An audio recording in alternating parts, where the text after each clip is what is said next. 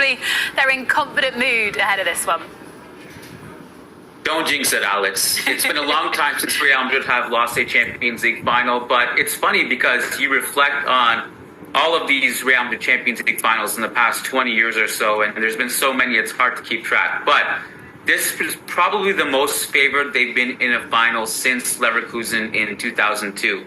And it's funny because some Real Madrid fans are actually looking at that a bit anxiously. You know, part of the reason why Real Madrid has so many heroic and epic moments in this competition is that they do punch above their weight. And that's not really, I guess, an easy thing to say when you're Real Madrid, when you're at the top of the food chain. But a lot of times they are underdogs. And that's kind of what makes it so special and so memorable. But absolutely not the case tomorrow. And you wonder, does that affect them mentally? You hope not if you're a Real Madrid fan, and certainly they look focused, but it is a very rare situation actually for them to go in this final and be so heavily favored. Clearly there's huge interest from an English viewpoint in Jude Bellingham. He's played a few different roles this season. How do you think Carlo Ancelotti will use him tomorrow?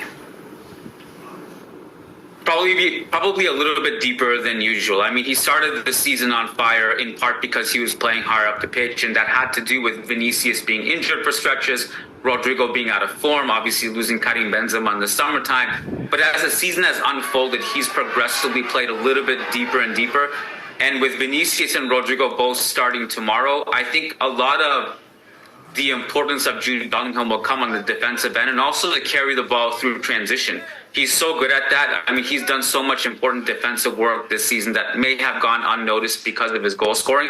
But he'll be important defensively, winning the ball deep, but also carrying the ball forward to get the ball in transition to Vinicius and Rodrigo. I'd expect him to play a little bit deeper than we were accustomed to at the beginning of the season, but no doubt he'll be important on both ends. Another big decision is who plays in goal. Thibaut Courtois hasn't made Belgium's Euros squad.